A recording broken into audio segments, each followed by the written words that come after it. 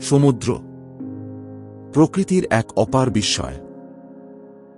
এর বিশালতা, রহস্য আর সৌন্দর্য আমাদের মনে প্রশান্তি আনে, আবার কৌতূহলও জাগায়। আজ আমরা এই নীল জলরাশির জগতে ঘুরে আসব, জানব এর নানা দিক।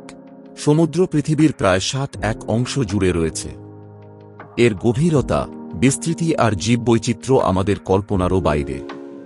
সমুদ্র শুধু পানি নয়, এটি অসংখ্য প্রাণীর আবাসস্থল। বিশাল তিমি থেকে ক্ষুদ্র প্ল্যাঙ্কটন, সবাই এই নীল জগতে বাস করে। সমুদ্রের নিচে রয়েছে এক অন্য জগৎ।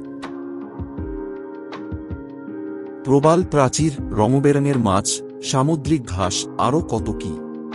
এই জীববৈচিত্র্য শুধু সুন্দরই নয়, পৃথিবীর পরিবেশের জন্য অত্যন্ত গুরুত্বপূর্ণ।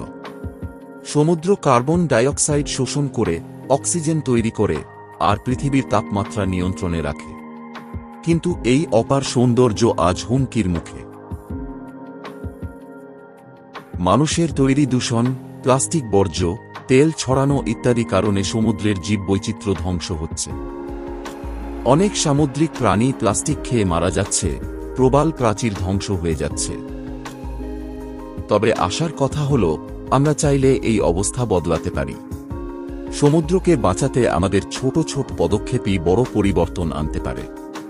প্লাস্টিকের ব্যবহার কমানো, সমুদ্র পরিষ্কার রাখা, সামুদ্রিক প্রাণীদের সংরক্ষণ করা, এগুলোই হতে পারে আমাদের প্রথম পদক্ষেপ।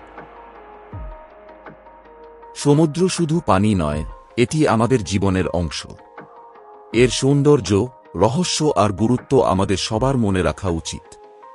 আসুন আমরা সবাই মিলে সমুদ্রকে বাঁচাই, এর সৌন্দর্যকে আগামী প্রজন্মের জন্য সংরক্ষণ করি।